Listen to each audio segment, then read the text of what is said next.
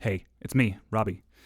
I just wanted to introduce you to this episode and say that it is my distinct pleasure to have had a conversation with Anthony Wilkes. He is with PlayScore, a company who makes PlayScore 2, an awesome sheet music scanning app that allows you to take a picture of paper sheet music and then hear it instantly played back for you, change the tempo, transpose the instruments, and even export it as varying different file types, including MIDI and XML, where you can bring it into a music notation application and edit it to your heart's content. It has become one of the essential tools of my teaching life, and I'm glad to have had him on to talk about all sorts of things, ranging from his technological background to the application itself, even as much as like what the buttons in the app do, and then some practical use cases for people who are in varying different music teaching contexts. It was a great conversation, and I'm just checking in before it gets started to apologize for some audio issues. There were some issues with the file and the editing process. I did the best I could to fix them, but at a certain point, you've just got to ship it. I think it's very listenable. There will just be a slight bit of jitteriness that perhaps is not usual on this show. So, sorry. Welcome to Music Ed Tech Talk, a podcast exploring music, education, technology, and the intersections between them, with a special focus on the productive and creative process. I'm your host, Robby Burns. Thanks to my sponsor this week, Scale Exercise PlayAlong Tracks. With me today is Anthony Wilkes. How are you doing? I'm doing just fine. Nice to be on the show. We should address who you are and what you do, and then I have one brief follow-up news item that I want to say, and then I guess, let's just go for it. I'm excited to have you today. I've been looking forward to this for quite a while. Yeah, me too. I'm a musician. I think you probably describe me as a musician and a technologist, a bit of an inventor. I come from a computing background, actually, which maybe we can go into later. And I've been interested in music and worked in music on and off all my life. I've done some teaching, I've done some playing. Perhaps, I think 10 years ago, I got interested seriously in optical music recognition. There's a lot of space in between there I didn't cover, but we can come back. We can come back, yeah. And the optical music recognition, I conceived an idea for a kind of new way of doing this. And that the purpose of that was actually for a library product, an SDK product for the industry, for publishers, for people building other software. But the upshot, one upshot, was what was originally intended to be a demo, actually, but called PlayScore 2 now, which has taken on a life of its own and is now an app that's quite widely used for all sorts of purposes. Yeah, that's a great introduction. I mean, I expect we'll talk a lot more about your musical and technological journey in just a moment, and then of course I want to really dig into PlayScore, which I've been using kind of as my daily driver of a score scanning app this year, as far as the thing that I use to get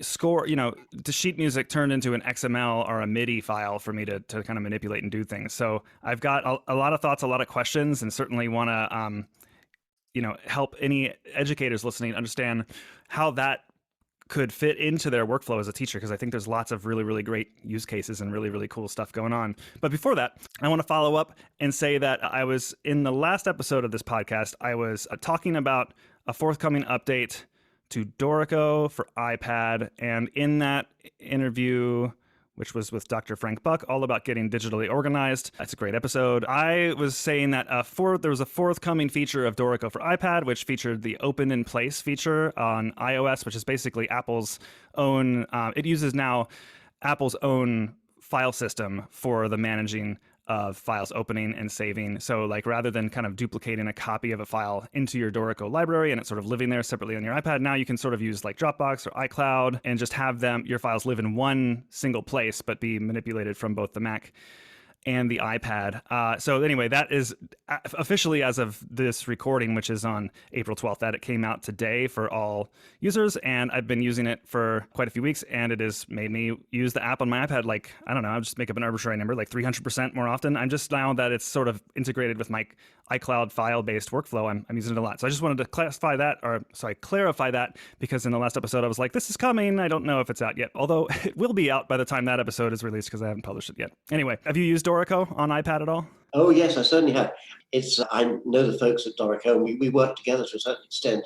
I did an interview for them actually on their site. It's wonderful to have Dorico on the iPad. I mean, Dorico is a step forward. I think it's a new kind of notation program. It works very differently from a lot of notation programs, and that has many advantages. It poses some challenges for things like PlayScore because of the way it reads XML. But I mean, it's a wonderful application, of course. I had someone lay out a piano trio, actually, of mine in Dorico recently, somebody who absolutely swears by the application, and they're thrilled to have it on the iPad. Of course, from our point of view, what's great about it is that you can just snap a score, download a score, and it just goes straight into Dorico. And that's wonderful. Yeah, it's pretty awesome. We'll in the section of our outline here where I want to talk about maybe some teacher workflows, some practical ways teachers can use it, I want to touch back on Dorico again. For anyone interested, by the way, a couple of episodes ago, Daniel Spreadberry from Dorico was actually on to talk about Dorico 4, which also came out for the desktop. It was a major desktop update for their software for Windows and Mac earlier this year. But then we talked about specifically this kind of this like file management feature and other future iPad things that are going on with them in their development of the app. So that's kind of a fun thing for those interested. It's one of the more technical conversations I've had on this show, but kind of a fun way to understand that feature. And now it's out. So I guess before we dig into like all of the things that you would love people to know about PlayScore, I think it's worth talking about your journey to music, your journey to technology. Though sometimes those two different paths, but one path. How did you get to where you are sitting right now? Oh, well, it's quite a long. As a child, I was brought up in the 50s, and my family, my father is a guy called Maurice Wilkes, who is quite well known as one of the early pioneers of computing. And so if you can imagine those pictures of old computers that took up not just a room, but a whole building with like a liquid nitrogen plant and all that, very, very early computing. That was my boy. I mean, of course, I had nothing to do with the design. My father did all that. His background actually was radar in the war. He was what we call in the UK, he's a boffin. And he had studied at Cambridge, and he went back after the war and got himself put in charge of a place called the Mathematical Laboratory, which was, there were no computers, but they had a thing called a differential analyzer, which is a kind of ballistics computer, kind of thing which solves differential equations. And he set up a project to create a computer. He'd been over to the States and talked to a lot of people there at the Moore School at MIT. Some people may have heard of that. And he built this machine, which was operational in 1949, which is a very early date. In fact, that they are more or less finished reconstructing the EDSAC at the UK's Museum of Computing, which is another very interesting thing. They've got all the same old valves, and this is a big machine, a big hot machine with great racks, has mercury delay lines. It's a fascinating machine. As a boy, of course, I was only a kid, but I'm as a technical boy, I was interested in when they wanted to build a new computer, basically, these things were so big that they had to decommission the first computer. There wasn't enough room. It was a big building, but there still wasn't enough room for two computers. So they'd take the old one to bits. And of course, all the technically minded kids, the people working there were immediately there for, what they could pick up and all of the bits, and they can go home and make crazy inventions. And I was one of those boys. I remember one thing I really coveted about the first EDSAC. It was a board covered with things called peanut neons. Old timers will know what a peanut neon is. It's like an LED bulb, except it's in the days of high voltage, in the days of valves.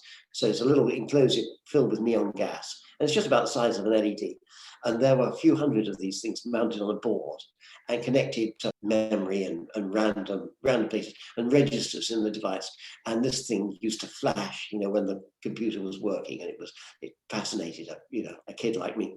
And I coveted this thing, and I hoped that when it was decommissioned, I'd have this thing. And sure enough, I was there first, and I got it. And I took it home, and I made it into a blinking lights machine. I could do things like display sine waves on it. So that was my boyhood with computers. I remember taking home one device. It was a very early printer. Could only print numbers, but it was a great big thing, a great big wooden box, looked like a Dalek, and I managed just to get it to print out some numbers, hooking it up at home. So anyway, that was my boyhood. And later on, when I became a teenager, I started getting interested in music, in the music scene, the pop music scene, which was the sort of early days of, my interest was kind of psychedelic music, Pink Floyd and that sort of thing. And it wasn't long before I found myself in a band. I taught myself the guitar, and that went quite well. I mean, I probably spent 2 years on the road in a rather dodgy Bedford van with a group playing at various places. We weren't a famous group at all. We were what you call a supporting band. I met some of the bigger names of the day. Certainly wasn't one of them, but we're a reasonable sort of band. But the distinctive feature was that we did have a light show, and that was quite unusual. And we got up to a lot of mischief with that. Those old light shows, there's a lot of ink involved. You let the ink swirl around and you project through it onto a screen. But this, of course, involves dropping a lot of ink on the floor. And we got into trouble with one or two dancers for doing that. So that was, I had a brief period playing rock and psychedelic music. And after a certain time, I thought I'd like to take music a bit more seriously. And I think I was 18.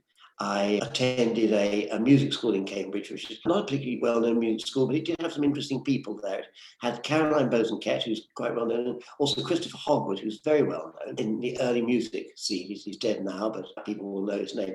I actually had Christopher for piano and Caroline for cello, which is my main instrument. And I learned a lot there. And after that, I went on to Trinity in London, where I studied cello who's a Sri Lankan cellist and a member of the cellist of the Arditi Quartet. They're quite big on very modern music, rather a sort of English version of the Kronos Quartet. And skipping forward a few years, in the 1980s, I started getting back into computers, interested seriously in computers. I had the father who was understood computers very well, and particularly hardware, and I learned an enormous amount from him. But I started getting interested in myself, and one of the things I was interested in around that time was the computer simulation of evolution.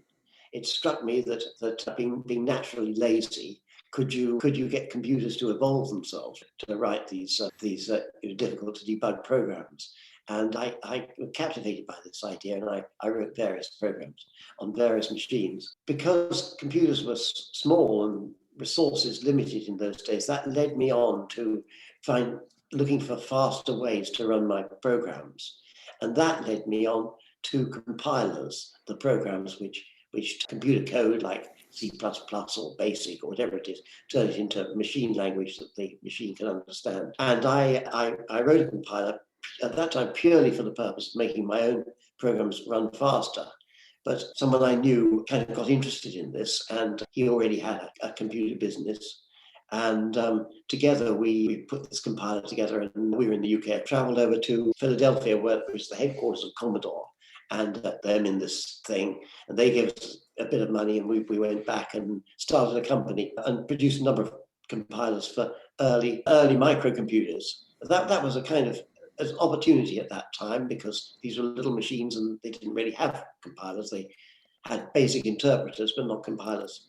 So that was the company lasted a while, and later on we also got interested in the automatic generation of compilers and meta-compilers. So that was my first steps as a computer entrepreneur. And after that, I did various different things, including some computer graphics and three-dimensional graphics, which I was bitten by the virtual reality bug. Even then, this is 1980, virtual reality was extremely clunky at that time. These were great big headsets, connected by girders to the ceiling, and they would just work incredibly slow. But I was absolutely fascinated, captivated by this idea of a virtual world. And I wrote a 3D graphics program with the idea of writing something which would run fast enough to do virtual reality. This was never ran on any headset. That technology didn't really exist. But a thing called Amos 3D, it enabled a lot of people to make 3D animations. And it had an object modeler where you could create simple 3D objects and put pictures on the sides. And this is all very primitive by today's standards. Well, I've been involved in a number of startups, all sorts of interesting things. By let's say 2010, a little bit before that, I started to get interested in optical music recognition. Why? Well, I don't know exactly why, but it's just one of those things, something captures your interest and captivates you, and you think, I could do something with this. And for me, when something like that happens and I get interested in something, it sort of takes me over. I can't think about anything else. And so I started coding. I was doing other things at the same time. I was actually running a consultancy, but I started coding and produced something. At a certain point, I met the Martin Dore, the CEO of Neurotron, who make forScore. And actually, I wrote the handwriting music analyzer in their Notate Me, if you know that product. Oh, yeah. I think it probably was the first handwritten music analyzer, music recognizer. It was the first one, and there have been other things since, and no doubt better things since. But anyway, that was the first attempt. It wasn't an online thing. Notate Me. It's not like it's not watching the movements of the pen in real time, and that's a good thing to do because there are all sorts of clues that come through the pen. Rather, Notate Me takes the finished script, something you've written, and analyzes it as an image. So it's a bit like PlayScore is for printed music, but handwritten music. But that was a kind of step on the way.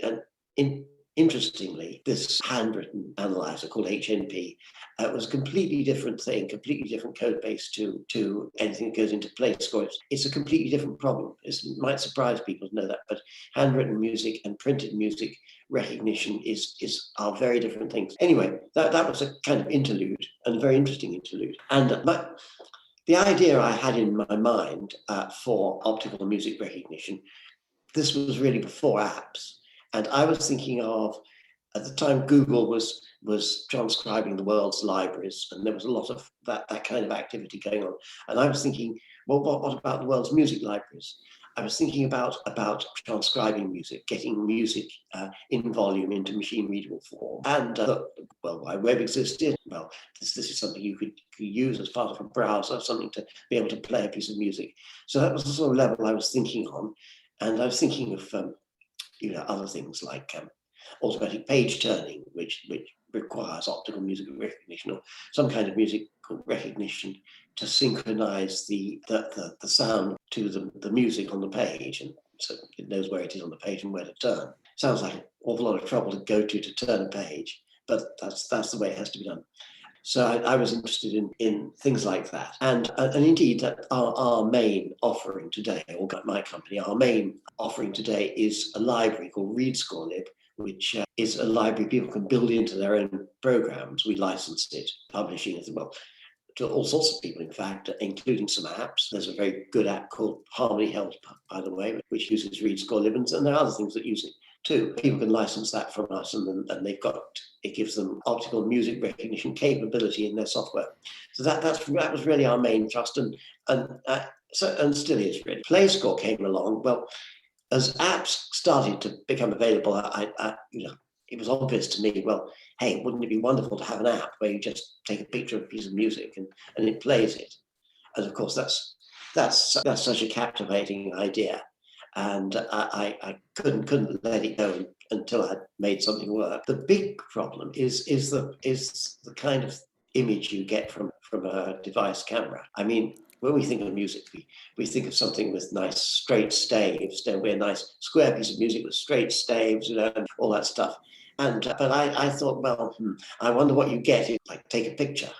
And so I asked a few pals of mine with their devices, which people were getting at that time, to take some pictures of music and send it to me. And the results I got horrified me. because you don't get nice straight stave lines. What you get is a kind of fisheye image, the sort of thing which is typical of close-up photography. So there's aberrations, spherical aberrations. And if you go straight and take a picture of a flat piece of music, the image, in the image, the top staves bow upwards, and the bottom staves bow downwards. But of course, if the camera is in any way tilted, or that any kind of music not quite straight, or any details which are inevitable, of course, then those distortions are added to the natural distortions of close-up photography, and so you get an extremely woozy image. So the main problem from getting optical music recognition library to app was in solving that problem, in de-woozing the music. And I tried different things, and it works pretty well. It's a very interesting problem. I remember, again, Martin Dore, Neurotron, was battling with exactly the same problem for his own product. It was nothing to do with me, but his own product. I remember him telling me that he used to get a piece of paper, a piece of music, and screw it up into a ball, and then open it out, and then he'd take a photograph of it and try and recover the original music. This exercise is very much a problem in recovery, in sort of data recovery and image recovery, because what music is, it's black stuff on a white background. Okay, that we know it's black and white, that's what it is. Of course, what you get in an image, any kind of image, even an image from a scanner, is either color or grayscale image. And that's a representation, that's a noisy version of what's there. But you know that it's black and white. And what you want to do is to recover the original black and white. That of course, there are simple-minded ways to do it. You could just take the image and say everything over halfway dark is black, and everything lighter than that is light, and you'll get results. But you miss a lot that way. And really, to get everything it's possible to get out of the image, to recover the image, well, that's a very subtle problem which PlayScore solves to some extent. There's a great deal more that can be done. It's interesting how subtle a problem that is. Of course, the problem of image processing and what the human brain does is kind of breathtaking. I mean, what goes on in the brain is truly miraculous. There is no technology, no kind of vision technologies of any sort as yet which comes anywhere close to the sort of wonders that we can do with our eyes. But that's what we're all reaching for. Right, exactly. Yeah. So let me get this straight, just because I wanted to understand, like, the engine for PlayScore is different than the one you helped develop for forScore, but the PlayScore one is the same one that you license out to other companies. Is that right? Or I don't want to give the wrong impression here.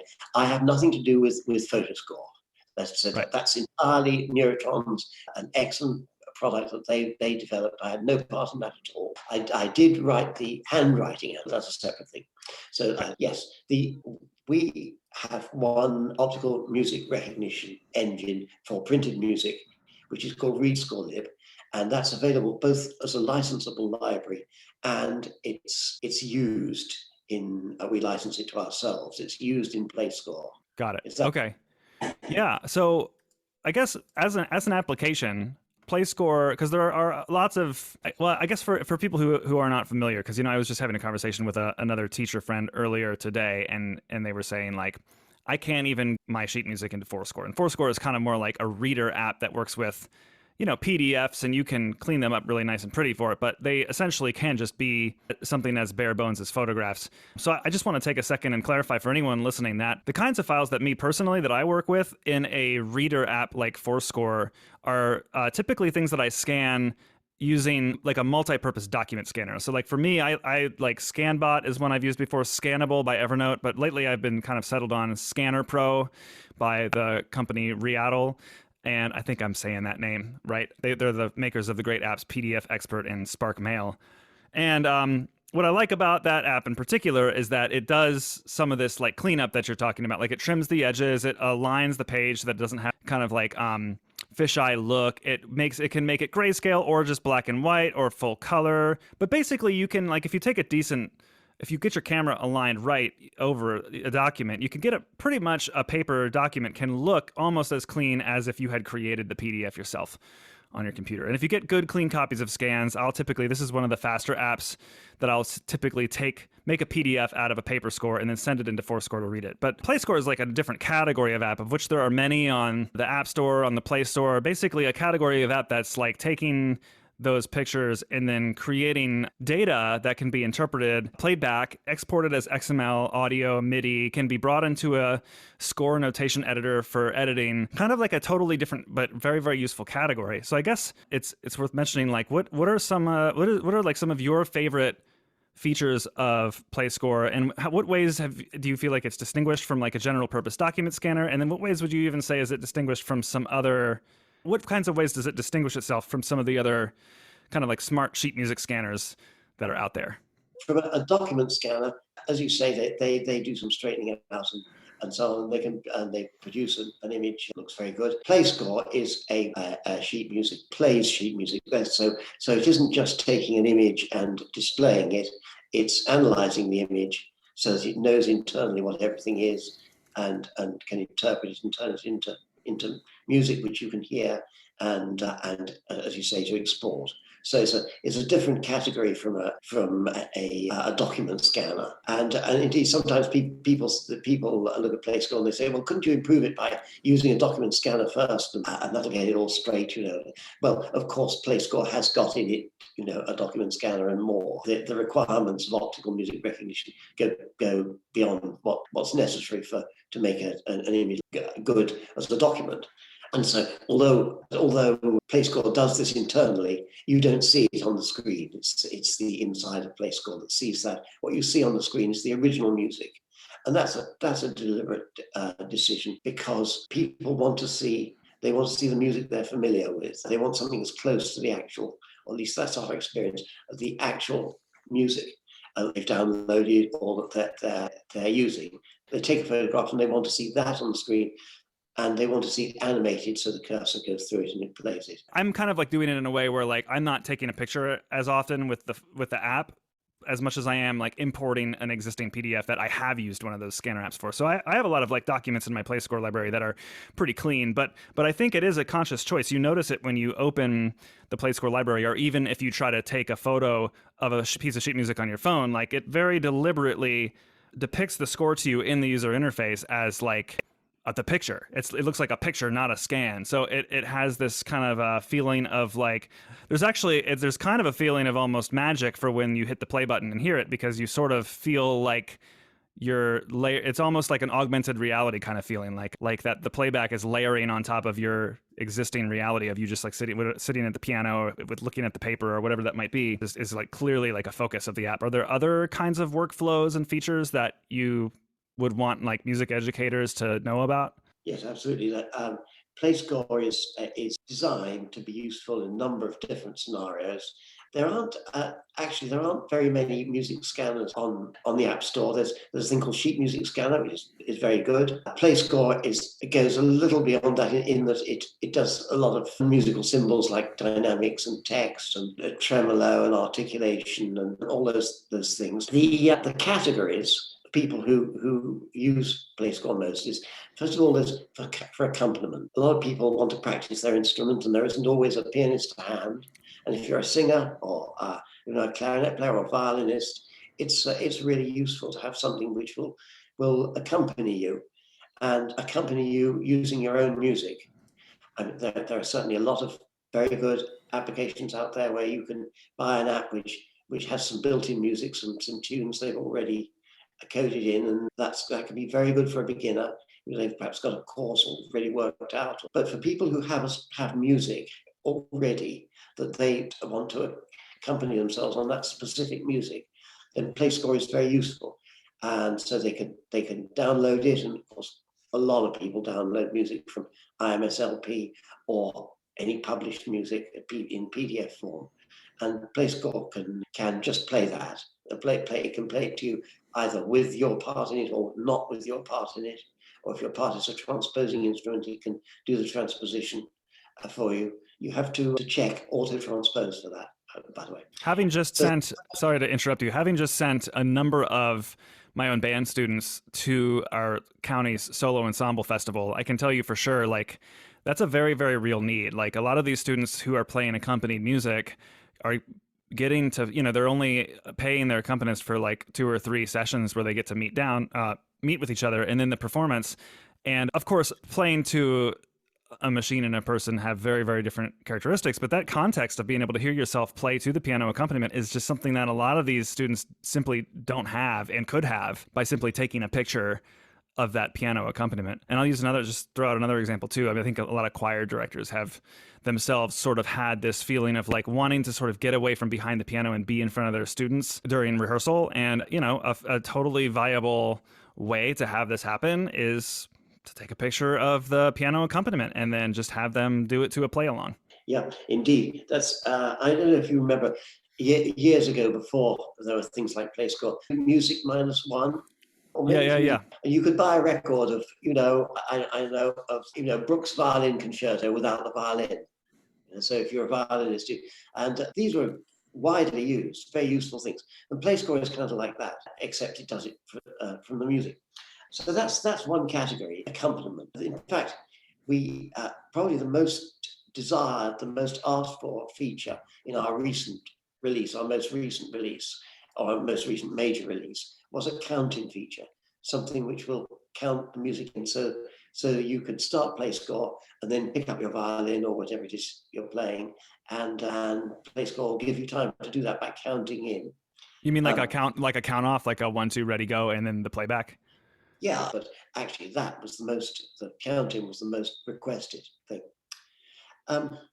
Probably the next most useful, and you've already touched on this, the next most used feature of PlayScore is the ability to separate parts out and for people to learn their choral parts. There's usually a choral part. It could be a string quartet part, but usually this is a choral part. And the way people do this is usually actually, if there's a choir, the choir director takes a picture of the music or downloads the music into PlayScore, and first thing he can do is he just plays it. But then he can go into a screen where you can select any stave to play, and you can select the volume of each stave. So you can have, say, the piano part playing quietly, and maybe the soprano and the tenor and the bass playing quietly, but your alto part is playing more loudly, and that helps you to learn the part, because you can hear the other parts in the background, but you hear your part highlighted, and you can tap in different places and start where you want, a bit fast or slow. You can make a little loop by dragging your finger. All the things that you need to be able to do, or the rehearsal pianist would do for you when you were learning. So, and the choir director can make 4 of these parts if it's an SATB choir, 1 for each voice. And the choir director needs a subscription to PlayScore to do that. But when he sends these separated parts to his singers, they don't need to pay a subscription. They can play them back, play their parts with the free app. So it's the idea that it's 1 subscription per, rather than 30 subscriptions per. That's a deliberate choice on our part because we're nice guys, but also because it's affordable, and we hope that people will see the advantages, and maybe some of them will subscribe for other musical things they do. So that's how choirs use the app, and that's a big part of our user base, really, and we get lots of email about it. I was interested to see that somebody put a Ukrainian hymn or prayer online by John Rutter. It's a nice piece online PlayScore renderings on YouTube that can help folks learn their parts if they want to. So that's the second main use for PlayScore, I'd say. Then I guess we come on to its ability to, before we do that, I was going to talk about its ability to export. But before we do that, there's some other, at least fun things you can do with it, because PlayScore comes with a whole bunch of instruments, and many of them are quite high quality instruments. And so you can take a piece and you can orchestrate it. So you can orchestrate a string quartet for string quartet, but you could also orchestrate it for wind band. And you can see, what does it sound like if I give the clarinet part, or I give the flute, the first violin part? And this is a fascinating thing to do. It's kind of orchestrating your own scores, And you can have a lot of fun doing this. It's just a fun thing to do, but it is interesting and interesting for students. And that brings out the value of the app as an educational tool, because you, with the ability to separate point parts and to highlight parts in different instruments and play them soft or loud, slow or fast, create loops, all that kind of stuff from specific music that you've got to hand that you're interested in studying, then that gives you the ability really to study a piece of music. I play a lot of string quartets myself, and a lot of work you do with a string quartet is involving pairs of parts or three parts, and particularly the inner parts, the viola and second violin. That a lot, in a way, the inner parts are the secret to good quartet playing. And there are a lot of passages where they kind of dovetail together, where different parts dovetail together, and being able to play a string quartet in PlayScore and just see how this works, how it sounds, how they dovetail together, and relate that directly to the music can be very useful in a rehearsal setting and in a study setting. If you're doing harmony exercises, for example, you can take a picture of the music from a book, a harmony exercise, a Bach chorale, whatever it is. Take a picture and hear it and analyze it and listen to the parts, all that kind of thing. So that's I've been talking about things to do with playing the music, but there's a whole other side to PlayScore, which is export, MusicXML export. MusicXML and MIDI. MIDI is a great standard. It's a musical instrument standard, and you can certainly export MIDI. And there are a lot of programs, Dore kind of programs, things like Cubase, which Cubase uses MusicXML, but quite a number of Dores still use MIDI, and you can import music into these programs, and it's very useful to be able to do that. But the real power comes with MusicXML, Michael Good's creation. In fact, there's a new interview with Michael Good himself on our site, in fact, that people might be interested in. And MusicXML is a way of encoding all the visual details, all the notational details of music. I mean, it's a terrific, useful thing. And so it comes not just with the notes, but it tells you where all the arcs are, all the slurs are, and the ties, where all the articulation is, where the text is, lyrics, markings, everything octava, tremolo, all that stuff, or anything you expect to see in a score, all precisely defined in MusicXML. If you look at these files, they're huge because it's so detailed. There's so much in music. This is like my primary thing. Like I said, I already usually have my scores in like kind of clean digitized copies. And what I love to do is import them into PlayScore and then pretty much immediately, tweak some things just to make sure that the instruments are transposing correctly and like making sure that the first and the last page are selected. But then I'm almost immediately exporting to XML. And this works great if I can sometimes from my phone airdrop it to my computer and then just immediately drag and drop the resulting XML file on top of the little Dorico icon on my dock. And then I have that editable using the tools of a music notation editor. All of the major music notation editors work with XML. So this is a great thing for me because one of the things I've been doing this year that has been covered in blog posts I've done and other episodes of this show, but I had a concert band this year that a lot of these students really just played in the beginning of the fourth grade, and then school broke, and then they were like all online for the better part of a year. So this year was like they had maybe made it through a concert where they played Hot Cross Buns, but this sixth grade year they were starting completely fresh. And so I thought to myself, I found the easiest music that I could possibly find that I thought could keep them excited and engaged. But even then, we were really struggling with like making a good sound and playing in tune. And some of these like sort of instrumental fundamentals that once developed really, really help you to hear and excel as a performer. So what I decided to do was actually would take every single person's part and then write it out for every single instrument so that basically things, instead of stopping the rehearsal constantly and working with one section, I could just basically always have everybody playing everything I needed to address musically. And now you have the benefits of like the tuba player who's usually holding whole notes is now getting to play the melody. The flute player is now aware of what the trumpet player is doing when they have the melody. They're all learning more music and playing more of the percentage of class and developing steadier tone because there's like sort of a strength in numbers effect to playing in unison with like 60 musicians.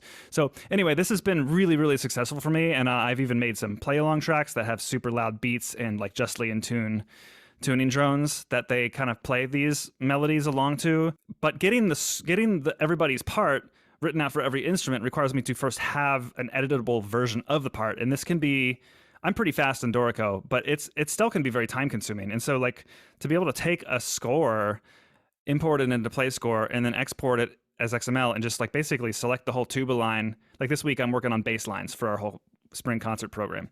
So I just like copied the whole tuba line and pasted it into every instrument voice in my score template for concert band, and then sent it straight to print. And so that workflow is just like something that would take, I don't know, maybe like an hour or more to do for me, but like can now be minutes. Today, I would like to introduce you to my scale exercise play-along tracks with trap beats, available for sale at robbyburns.com.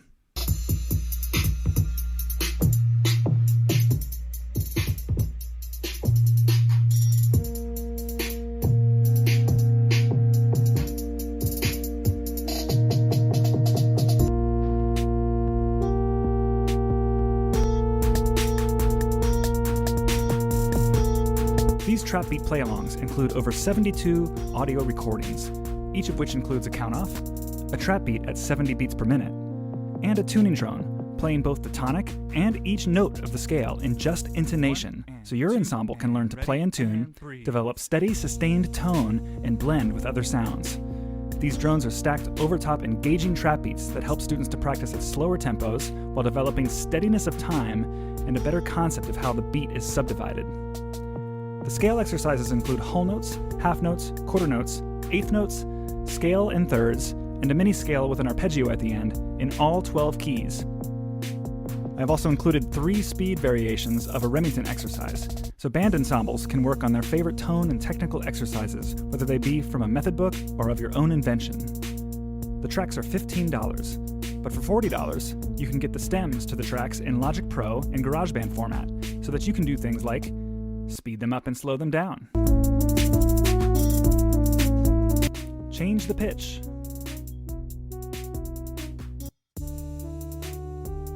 add your own accompaniment,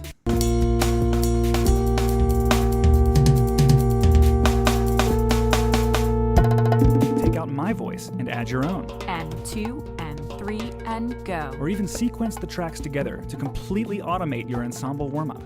These tracks are perfect for running through your Google Meet, Zoom, or virtual teaching platform of choice, or for running through the loudspeakers at the beginning of your in-person rehearsal. Check them out now at robbyburns.com/store.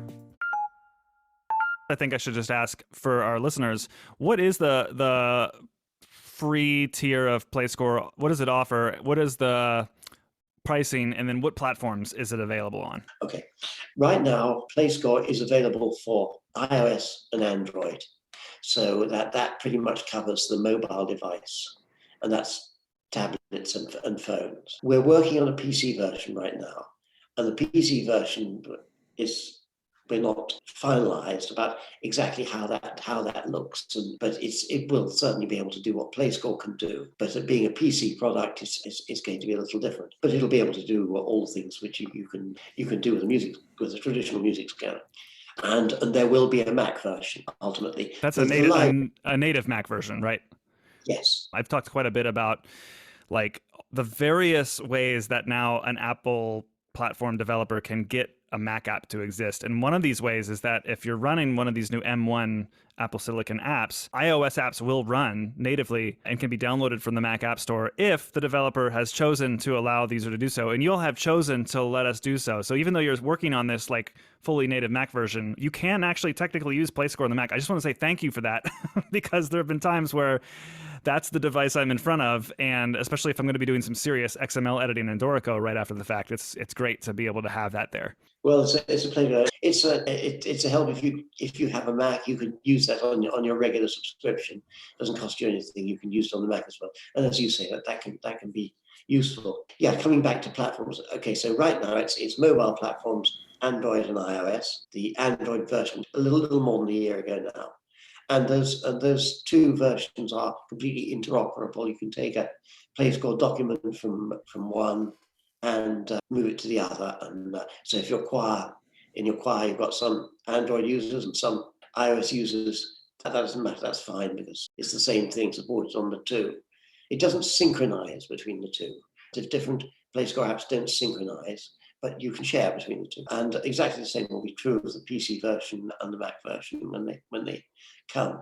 PlayScore is a subscription app. You pay a subscription, you can have a monthly subscription. There are two levels.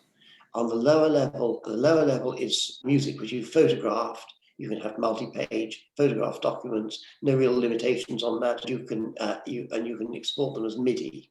That's called the productivity subscription. The professional subscription lets you add to that. You can import PDF scores and you can export XML, MusicXML. Actually, the price difference isn't very great.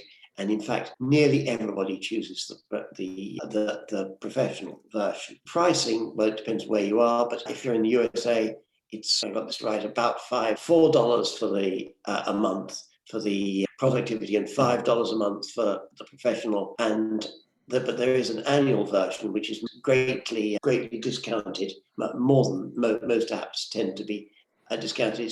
I think it's something like $27 a year. So that's the price of 5 months or something. And so you can try it out for $5. And if you like it, you can upgrade your subscription to annual, and it'll cost you about $27. And of course, prices are different in currencies. Prices do change, of course they do, over time. But that gives you an idea, the ballpark of the pricing. When it comes to the PC version, the Mac version, we don't have firm pricing plans there. We don't plan to make it as expensive as the traditional desktop scanning applications, which tend to cost hundreds of dollars, a couple of hundreds of dollars, I guess. I don't think it's going to be anything like as expensive as that. I mean, of course, it's different because it's a subscription. It will be a subscription. But of course, if you've got an app which you buy, like you buy a lot of PC apps, the fact is that the developers go on working on it, and in a couple of years, there's a big upgrade, and you pay for that. You pay something for it, which is a kind of, it used to be known as the annuity model. And that's a kind of subscription. A subscription is equivalent. The subscription is cheaper, but it amounts to the same thing in the end. And I think we don't have any firm plans, but I think we can say that it will be cheaper than traditionally these big apps. And of course, the big scanning applications like the SmartScore, they contain editors. This dates from a time when there's a perception that you needed to make a lot of corrections. And of course, these people were pioneers in this field. It's entirely reasonable, understandable. Nowadays, PlayScore is accurate enough to be useful without the need for making. You certainly can make corrections, and there are always going to be things to correct. But for many people, it's accurate enough to be useful as an accompaniment without having to go into a music editor and correct a lot of notes. Well, and I would say that the XML export to a notation editor is actually, like, if there are things that somebody would want to edit, I personally kind of like that as the only method to do it, because I think back to some other apps in this category that have kind of like really, really specific, but maybe not intuitive or well documented interfaces for editing things before you import them into a score editor. And I've just not, PlayScore is for it's like a pretty clean and direct experience to scan, and I do find that it does not need those kinds of edits. But if you do, I feel like the pathway to a score editor is like direct, and then I can just edit it there with the tools I'm familiar with. That's at least my experience so far. Well, I think you speak a lot of truth there, because you do have to invest a certain amount of time in learning to use a music editor. Whether it's Dorico or MusicXML or whatever it is. None of these are. It makes it pretty easy, actually. But none of these things are easy things to use. You have to learn them, and so you don't really want to. There's no point in learning two, and so we've probably passed the days where you need a music editor in your music scanner. It's more, the music scanner, let it do what it does best, music scanning, and then pass over to people that, Dorico does a far better editor than we could ever do. It's best. And then, of course, you've invested your time in that, And so that's the way to do it these days, especially with MusicXML, that you can just export straight away into a music editor, and then if there are corrections to make, you can go ahead and make them. Yeah, very But, cool. I wonder whether it might be useful for me to just quickly go through this. There's under the Cog Wheel in PlayScore what some of those things do. That would be useful Yeah, for you. actually, that would be awesome. So kind of like just an overview of like what the user interface shows on screen and what thing does when you tap it. So there's I'm just going to bring it up here on my iPad, just organize my thoughts. The thing I want to talk about is the Cog Wheel. So if you open a score, this is on the play screen, not on the document screen where you see all the scores, but the play screen. So open a score, and then if you look above the score, you'll see just under the title, you'll see there's a little tab you can pull down. You see that, and the other way to do that is to hit the Cog Wheel, and it pulls it down for you. And under that, there's a window that you can scroll, and it has various controls on it. So going from the top, first of all, there's the lock. The lock has two purposes. It has a sort of subscription purpose. That is to say, if you create a score, you've got a subscription, you create it to someone who doesn't have a subscription, they can play the score and they can interact with it, but they can't go in and add pages and things like that, and they'll see a lock. And also you can use the lock once you've made all the adjustments you want to make, and you don't want to change it by accident, which is surprisingly easy to do. You can just lock it. So that's the lock at the top. Then right below that, you'll see a bar marked status. This is status, and against status, you'll see things. Okay, sometimes it'll give you other information that to do with the status of your app, and so if there's been a fault of some kind, you'll see information there, and that'll be reflected on the document screen by a coloured dot. And then moving to the right of that, there's a little recycle. There's a little recycle symbol, and we call that rebuild. So if you tap that, it will reprocess the music for you. There are reasons why you might want to do that.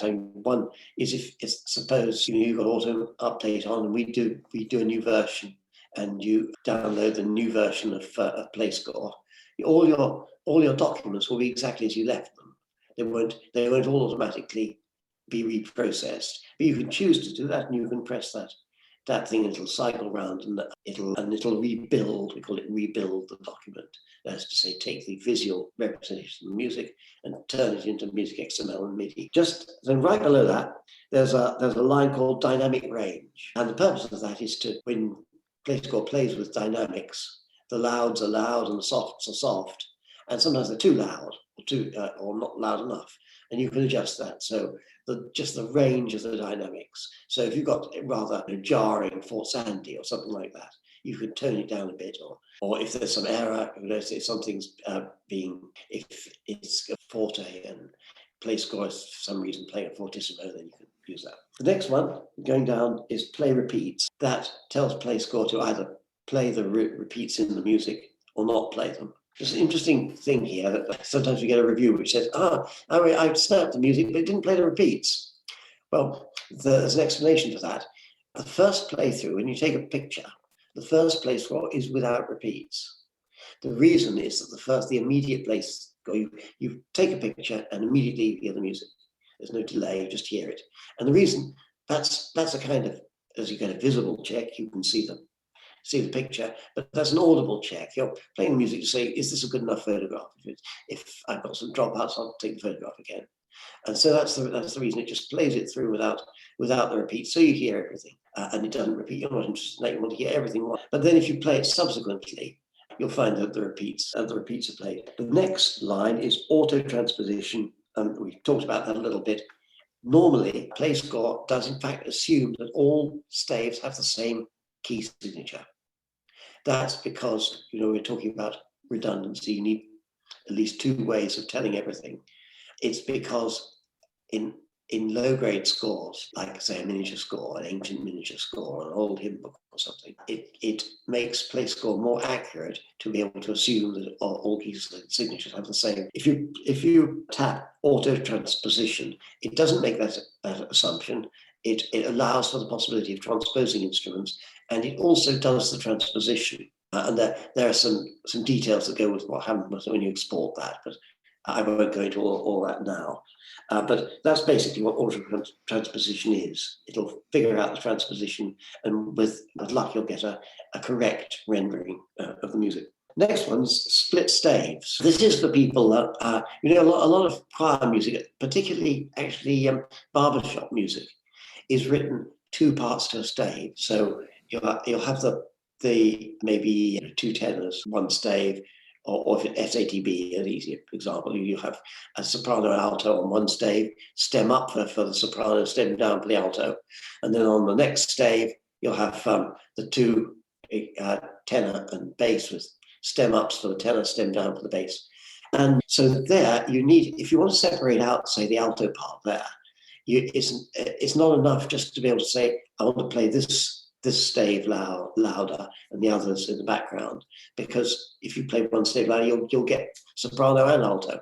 So you want to be able to split the stave into 2, and that's the purpose of split staves. If I tap split staves, then when you go into the stave selection screen, you'll see every stave split into 2, and you'll be able to separate out those parts, whether they're written stem up, stem down, or whether it's just two heads on a stem, however it's written. You'll be able to hear those separately. So that's split staves. The next one, self-explanatory, is swing. You can get that. And then the next one is at the bottom of that particular section. There's lyrics and text. Normally, PlayScore ignores text, except that it does ignore it. It won't think it's a note, but it doesn't export it. If you switch on lyrics and text, it will export it. It reads it, and it uses a feature. It uses iOS's own internal text engine, which is very good. One advantage of that is that when Apple improve their text engine, which they're doing all the time, then those benefits come automatically to PlayScore. And so if you switch that on, it'll interpret the text, it'll understand the text, and when you export it, you'll see the lyrics along with the music. Then under that, there's a grey bar which says Advanced Settings. And if you tap the cog wheel, it moves down just below the Advanced Settings. If you want to see the Advanced Settings, you've just got to pull the tab down a little bit, and you'll see them. Now, I'm just going to pull up a PDF here, because it's different for PDF and Snap music. So, okay, there are 3 controls here. The first one is error correction, and we talked about that. It's constantly trying to figure out bits of music. There's some problem with the visual side of things, and it tries to figure out what the music should be. And normally it's definitely the best thing to keep that on in specific things like false relations. Sometimes you might want to switch it off, but I never switch it off. I very rarely switch it off. Then below that, there's a bar marked sampling, and that's it. That is something which kind of scales. It's to do with scaling. It's just to do with how the PlayScore looks at the music. And if normally it's in the middle at what is marked as 0. But if you suppose you've got a big score with a lot of staves, got 24 staves, and that's so big that the staves, so many of the staves themselves are pretty small, and you want to see that on a bigger scale. So it's a good thing to try moving it to the right, and that probably will improve results. But it's got another kind of magical property, in that if you've got some kind of problem with the score, some kind of error, some inaccuracies, you'll often find that just a different setting just nudges them. You'll find the error goes away. It's a very useful control. It just changes things a bit, and throws the balls up in the air, and they land slightly differently, and very often the problem goes away. It can be very useful. Last of all, there's a slider marked image. That controls the darkness and lightness with which PlayScore sees the image, and it can be useful. I don't know if you've ever seen these scores, but there are scores, I don't know where they come from, but there are scores around. They've been done with a modern score editor of some sort, but some features, say just the stave lines or just the beams, are in a kind of vague halftone, and the heads are black, and it's almost as if it was that the symptoms of this are often, if you find that staves are playing separately, they're not playing as a whole system, then if you move that to the left, you'll internally, you won't see anything, but internally you'll kind of darken the image, and it generally corrects the problem. The other direction, moving it to the right, that's for very dark scores. If you've got some kind of overexposed score, or I don't know, you've got low light conditions. I mean, it's better to have good light. You do need the light, but sometimes, some old scores can be kind of absorbent paper, and the pictures tend to be kind of grungy, a bit dense. Well, sometimes moving that can improve matters. These are exactly the kinds of questions that people want to know, is like, what does it do and how does it do it? Because everybody's had at least most people have had a bad experience with score sanding software before, not yours, but like people have seen the pitfalls. And I think to understand like what is the scope and also the limitations of PlayScore can be really helpful and encouraging for someone who's like about to try it out and kind of understanding like what to expect from it. So I think that's all good stuff. Yeah. Well, I think that one thing I probably haven't said, and I should say, is that just free out of the box, if you just download the app, you don't have a subscription. What you get, what you can do, and what you can do is, first of all, you can open any PlayScore score. So if anybody sends you anything, there are no limitations. You can play anything. You can't create anything, but you can play anything. Then, apart from that, you can take pictures. Of music and play it back. If you hit the camera button, take a picture, and it'll play it. If you hit the camera button again, it'll take another picture, and it'll play that. You won't get multi-page scores, but you'll be able to play anything you want. Depending on what version of the app you have, there is a limitation on two staves per system. So you can play piano music, you can play any solo music, you can play a whole page of violin music. You can do an awful lot of things. A lot of people don't need a subscription at all, don't use a subscription at all. If you want to play, your orchestral part, and that's you can do that. You'll get a document for each page, but I mean, an orchestral part is a lot of music on one page. So that's what you get. And then if you need more, if you want multi-page documents, PDF, string quartet, something bigger, or you want to export, import PDF scores, export MusicXML, then there is a subscription app. Awesome. Well, let me ask you this: Did you think of like an app, a music thing, and a tip that we could real briefly go over before we kind of close it out? I mean, my choice is Dorico, I think, for the iPad. That's where my vote goes. I think that's a fantastic.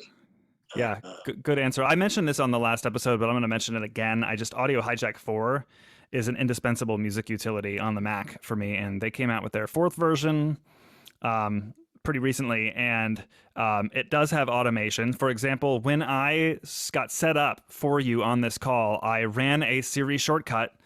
The shortcut is called I'm Podcasting, and I use it to really for any time I'm going to be Zooming or meeting or recording myself at my computer. But what this shortcut does is the first step is to turn on a focus mode, which is basically a status that your Apple devices can be in, where you can sort of customize which notifications do and don't go through.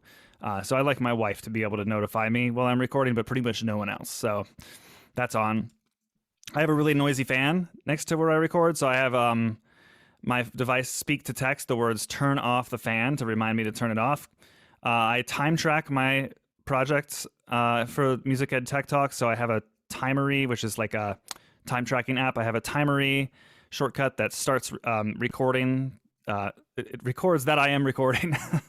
Then I want to remember to turn back off that fan, so it adds a reminder to my to-do list that'll remind me to turn off the fan in about 2 or 3 hours. It opens my notes for the note document that I shared with you for collaboration. It opens another note that's going to become the future blog post where I publish this episode. Opens Zoom, looks for the start call button and clicks it so that it'll launch my Zoom call, and then it mutes my microphone and starts recording the call.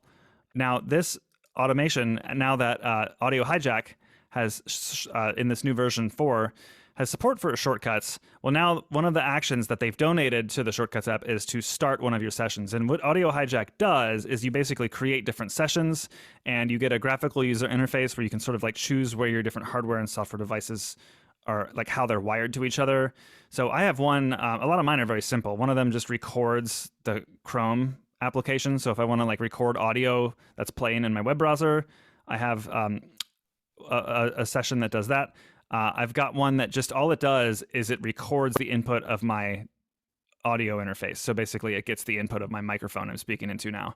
And that session will now automatically start in my I'm podcasting shortcut. So all of this like stuff where it's like typically it takes me like 5 or 6 minutes to like click around my computer and find everything, and I could potentially forget something or not turn off the fan or forget to record my voice. All of that just happens now with one single click, which is a pretty powerful thing. Very powerful. I particularly like your description as a fan there, because that's something. Yeah, I mean, you're going to know if you haven't switched on the microphone, but something like that, you're not necessarily going to remember to turn it on again at the end. Things like that. So that's a very useful thing. Can it actually? Have you got it hooked up so it will actually turn off the fan and turn on the fan, or it just reminds you to do it? If the fan were plugged into an outlet, yes, because I have Shortcuts can run home automations using the Apple Home app. So if something is like plugged into the wall, I can use a smart switch and then have that. Yeah. One thing I'm going to do is I have some Philips Hue light bulbs, and I just haven't gotten around to this yet. But like, of the few colorful ones that we have in the house, one of the 3 is not in use. And what I've been meaning to do is to take it and like stick it right up outside the studio door to here, and then have it turn red when I start recording, so that people know not to come down here. I haven't gotten to that yet, but that's a potential addition. Right. Yeah. Yes. Interesting topic, automation. I love it. So that's that was all my app pick of the week, which is Audio Hijack 4. You can, of course, if you want to, I'll link in the show notes. Their CEO of that team, which is called Rogue Amoeba, came on last year to talk about all of their many cool audio utility apps for the Mac and how I'm using them in the music classroom. Great. That's great. Next up, my tech tip of the week is a new feature. Again, it's kind of like a Mac and iOS thing. It's called Universal Control. And if you are up to date on the latest software updates for all of your Apple things, particularly the iPad and the Mac, then and you've got them kind of set up next to each other, well, you can drag your cursor, like let's say you're typing at the Mac and using your trackpad and your mouse, you could drag the cursor off to the edge of your Mac screen in the direction of where your iPad is sitting, and then the cursor will actually move off of the edge of your Mac and onto your iPad screen, and it'll transform into that special cursor that the iPad uses. And then you can actually manipulate your iPad and bounce between the Mac and the iPad using the same keyboard and mouse of your Mac without like really lifting your finger or like reaching for your iPad. You can just sort of have it there. It's not the same thing as where the iPad is like a second screen for your Mac, like a secondary monitor. It's like you're actually manipulating the iPad's operating system itself. You're just doing it from one set of keyboard and mouse. It's very cool. That's amazing. I suppose that you can't do any dragging between. You can't drag. Oh, you can. So you can actually, let's say that I am in, I'm like in the Files app on my iPad, and I find a file that I really want. And I'm on my Mac, I've got an email open, and I want to attach that file to the email. I can reach over the cursor to the file on the iPad, click it, drag it across my iPad to my Mac and into the body of the email message, and then let go, and it'll work. That's incredible. For my tech tip, well, this is probably something that people know about, but it's something that's really useful for me. The way on the iPad you can split the screen, so you're showing, say, some app, and you just pull up from the bottom and drag an icon over to the left, and you'll split the screen, and you can vary the amount of screen. A lot of people know about this, but not everybody. Now, I find this particularly useful. We as well as PlayScore, we also publish an app called CScore. I don't know whether you came across that before, but it's just a layout engine for XML, for MusicXML, and it's also available as an SDK, and it's quite widely used as an SDK, and it's very fast and very accurate. That's to say, it's one of the best interpreters of MusicXML there is, and I use it all the time for when I'm working with PlayScore, doing things, either using it or debugging or whatever I'm doing, developing. And what I do is I just pull.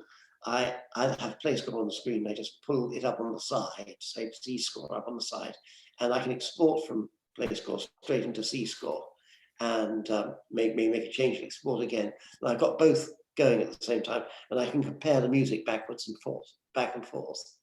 And I find that such a great feature, such a useful feature. It's something well known, but this is a perfect use for it.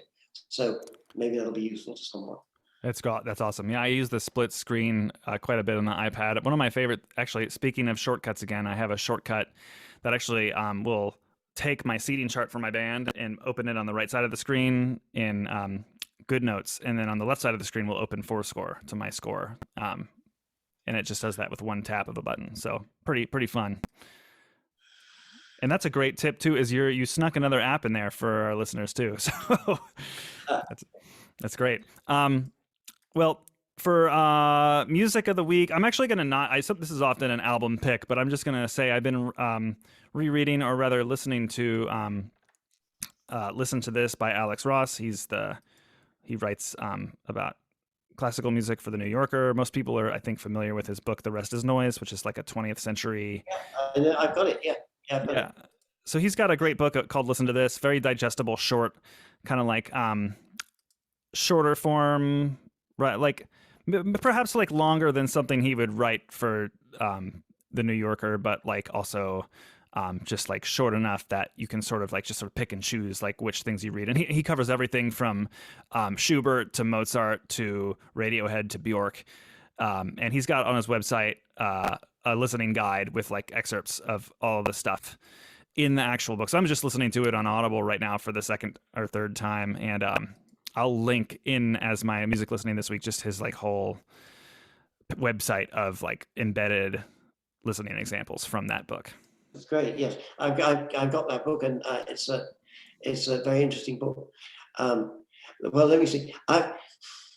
I'm very interested in old ways of old performance practices. The way, particularly strings, being a string player and string quartet player, and the way strings were played. I mean, there's a whole lot of things online that you can see. I mean, you can go right back and hear some pretty early string playing. There's actually a BBC recording. I'm sure you can find this on YouTube. It's of Harrison. Her name is Harrison. I can't remember what her first name is for the moment, but this is probably the first outside broadcast the BBC ever did, and it's Elizabeth, I'm not sure. Anyway, she's playing in her garden. She's playing the cello, and she's playing Auld Lang Syne, and there's a nightingale singing along with her. And this was a big thing. It's the BBC's first outside broadcast. And I can't give you an exact date, but very early. And there's been a little controversy lately about whether this is actually a fake, whether the nightingale is real, because the story went around that all the engineers kind of frightened the nightingale away, and they had to use a bird imitator later on. But I think that's been shown to be to be a slander and not to be true. And so this is apparently it's a very charming recording with her playing and the nightingale playing along. But what's so interesting about it is the way she plays the cello and the amount of sliding, the amount of portamento, even glissando. It's often you hear this and it sounds good and people like it. I mean, it sounds kind of an emotional way of playing. It's lovely and it's okay for our ears. But this is at a level, it's to a degree, which really does sound peculiar to us. Obviously, it didn't sound peculiar to people then, and that's rather fascinating.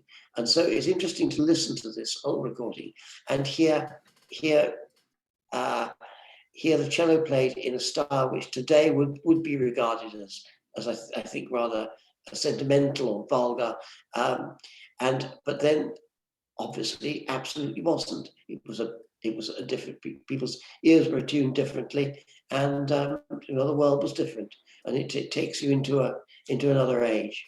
Yeah, it's been awesome talking with you. These are obviously in depth podcasts you do, and I think it's great what you're doing, and obviously very useful. It's been great talking to you. Yes, thank you so much. Yeah, I hope to be in touch soon. Take care. Okay, bye. I'm Robby Burns. Thanks for listening to Music Ed Tech Talk. You can find the show's page, show notes for the episode, and my blog at musicedtechtalk.com. You can subscribe to blog posts through an RSS app of your choice, and you can subscribe to the podcast in the podcast app of your choice. You can now get blog posts delivered right into your email inbox once a week. Please rate and review this show in the podcast app. It absolutely helps. It'll take a second and just a few taps. Word of mouth is helpful too, so please spread the word about it. Learn more about my music and teaching career at robbyburns.com. You can find me on Twitter, Facebook, Twitch, and YouTube at Robby Burns. Please consider supporting me on Patreon at patreon.com/musicedtechtalk. All support tiers get perks, but even the base tier gets you a monthly video update with an app and music recommendation and some tech tips. Of course, also access to the Music Ed Tech Talk Discord community where you can chat with other supporters and guests of the show about music, apps, pedagogy, lesson ideas, tech support, and more. It's a fun place to be, and I hope to connect with you soon. Thanks to this week's sponsor, Scale Exercise PlayAlong Tracks. Be sure to check it out, and see you next time.